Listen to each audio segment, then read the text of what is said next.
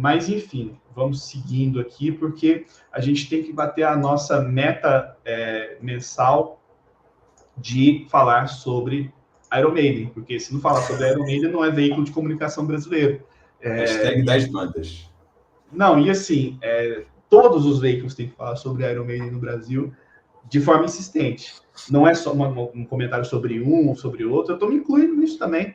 Até saiu uma nota hoje sobre a forma que eles estão vendendo ingressos dessa turnê, então iremos explorar agora, depois do drama, iremos explorar Iron Maiden, que são dois assuntos que não falham em território nacional. Porque o Iron Maiden, na última semana, anunciou uma turnê que celebra os seus 50 anos de carreira, a Run for Your Lives. A banda foi criada, inclusive, no feriado de Natal, de 75. Então, ela completa exatamente 50 anos no Natal do ano que vem. Já vou pedir para o Papai Noel um disco do Iron Maiden de presente. Essa turnê tem o fato não tão curioso de contar com um repertório especial de 9 álbuns, os 9 primeiros álbuns, né? Desde o disco de estreia homônimo, de 1980, até o Fear of the Dark, de 92. Eles já fizeram coisa parecida com isso, né? Naquela Somewhere Back in Time. E esses discos já são a base do repertório normalmente, né? Não tem sido a base do repertório atual, né? Que a turnê atual, a Future Past, é mais temática, né? De 2 discos específicos, mas tem sido desde sempre o morte ali do repertório do Iron Maiden, uma banda que é meio criticada, entre aspas, assim, por alguns fãs mais exigentes por não ter tantas variações de repertório, né?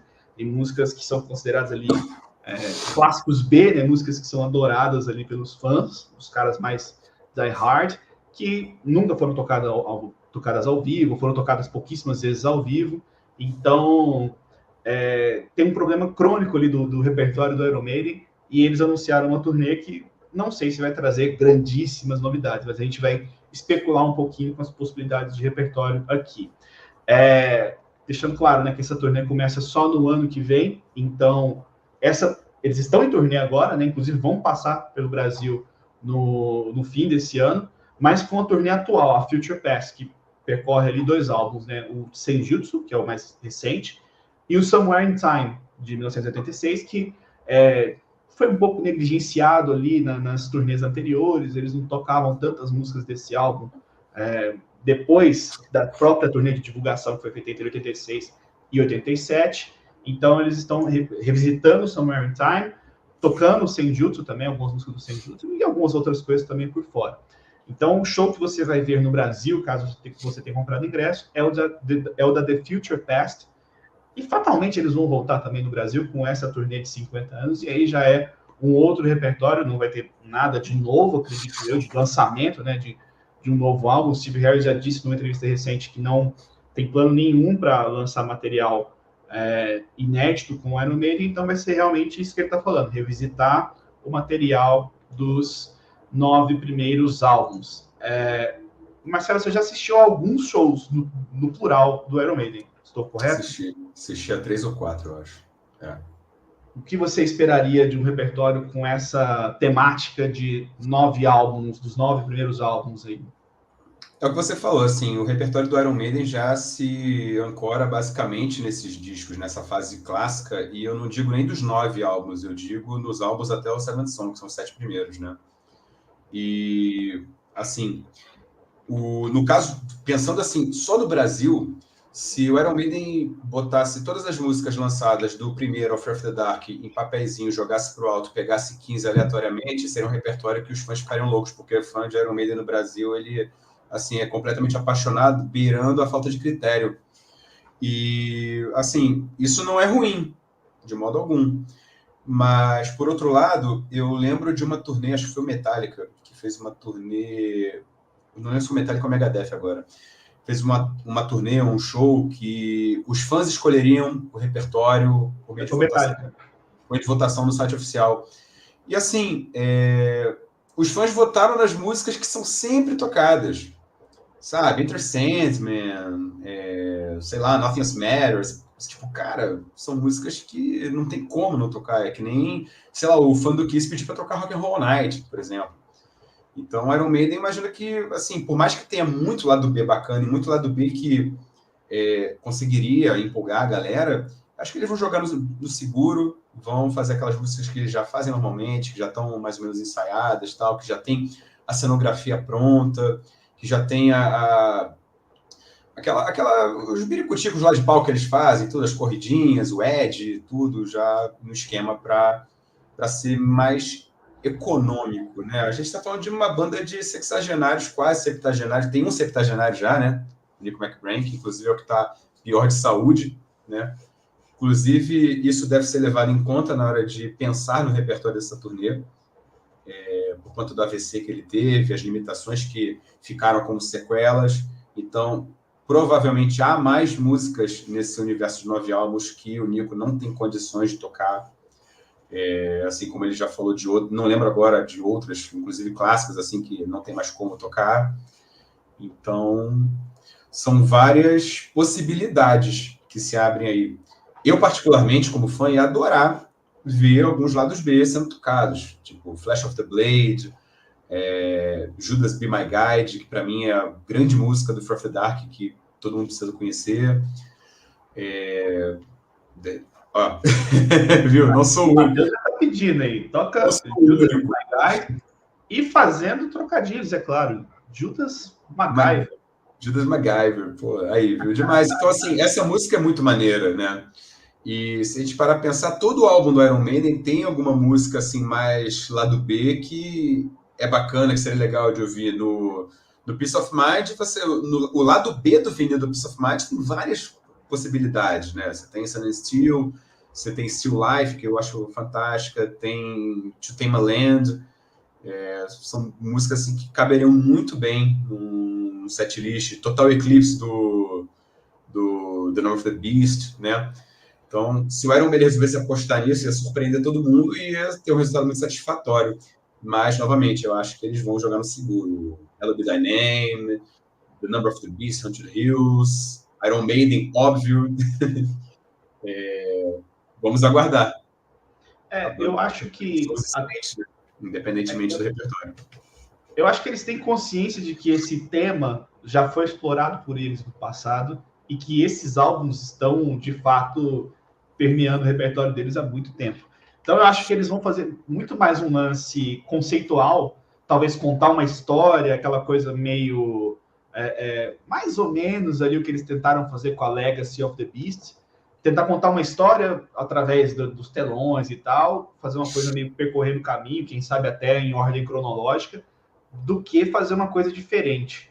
Eu acho que eu não estou esperando nada nesse sentido. Eu acho que quem está esperando músicas muito diferentes está meio empolgadão demais, não sabe muito bem como é que Steve Harris e companhia operam. E a galera empolga tanto que de vez em quando eu recebo aqui algumas mensagens, até de mensagens encaminhadas, então quer dizer que o negócio circulou bem, de pessoas montando setlists e tal, falando assim, nossa, se o Iron Maiden tocasse esse setlist, você olha o setlist, só tem música desconhecida. Cara, eles jamais vão fazer um negócio desse. E até se deixasse para os fãs votarem, decidirem esse tipo de coisa, ia perder, igual o exemplo que foi dado aqui do Metallica, que agora eles estão com uma proposta de turnê bem legal, que é bom para eles e bom também para os fãs, que é a M72 lá, que eles fazem 2 shows na mesma cidade, um na sexta e outro no domingo, né, sempre com um intervalo ali entre os dois, e o repertório é completamente diferente das 2 noites. Então, eles têm a oportunidade de tocar músicas que não eram tocadas há um bom tempo, de revisitar ali lados B e de distribuir também os hits, os clássicos, nas 2 noites. Por exemplo, numa noite eles tocam Enter Sandman, mas não tocam Nothing Else Matters. E aí, na outra, eles invertem. Seria uma estratégia muito mais legal, mas assim, o Metallica é uma banda que já está acostumada a fazer mudança de setlist, né? Inclusive de show para show, quando eles estão em turnê normal, assim, uma turnê recorrente, assim, divulgando um álbum e tal. Muitas vezes eles fazem mudanças de setlist mesmo numa turnê mais burocrática. Então, isso gera expectativa do público. O público que está esperando pelo lado B vai ter esse lado B. O público que está esperando o hit vai ter o hit. E meio que obriga o cara a comprar 2 ingressos também para as 2 noites. Tinha visto um estudo lá da produtora, acho que da Live Nation, não sei, mostrando que o nível de recorrência desses shows era de 90%.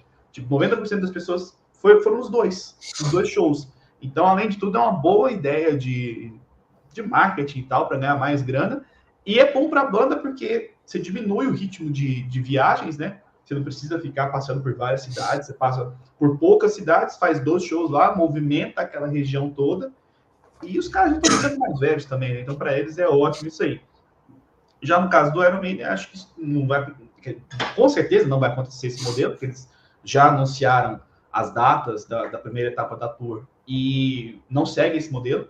É uma cidade por vez e tal, e não deve ser uma coisa também revolucionária em termos de setlist. Então, o pessoal que está encaminhando coisas de zap aí, dê uma freadinha, dê uma parada, porque senão vocês empolgam demais, aí os caras fazem o primeiro show, com o repertório manjado, vocês ficam decepcionados. Vamos percorrer aqui os comentários. Um salve para Patrícia Sigiliano, excelente fotógrafa, colaboradora do site. Vai estar com o Marcelo no show do Eric Clapton essa semana. O Matheus já havia pedido Judas Be My Guide. O Marcelo Duarte perguntando, conjecturando aqui, será que o Iron Maiden vem para o Monsters of Rock ou para o Bangers Open Air em 2025? Para o Bangers, acho praticamente impossível. O pessoal que organiza o evento já disse algumas vezes que eles estão procurando bandas de porte médio, vamos assim dizer. Até porque o espaço lá do Memorial da América Latina não tem capacidade para um show do Iron Maiden. Lá é um espaço para 10, 15, 20 mil pessoas, eu acho, né? Tem que caçar os números depois para ter certeza, mas não é nem do tamanho de um estádio. Então, não teria capacidade. E para o Monsters, eu acho que nesse momento não, porque eles já anunciaram a tour para começar, acho que em junho, eles não vão anunciar coisa antes de junho, e acho que o nível de atração também que o Monsters está procurando é de uma banda que talvez não enche o estádio sozinha, porque você vai montar um festival todo em torno de uma banda que sozinha já iria lotar aquele espaço, mas tudo é possível, né? Vai saber, ainda mais Iron Maiden, que é 100% viciado em Brasil, mas eu acho que não.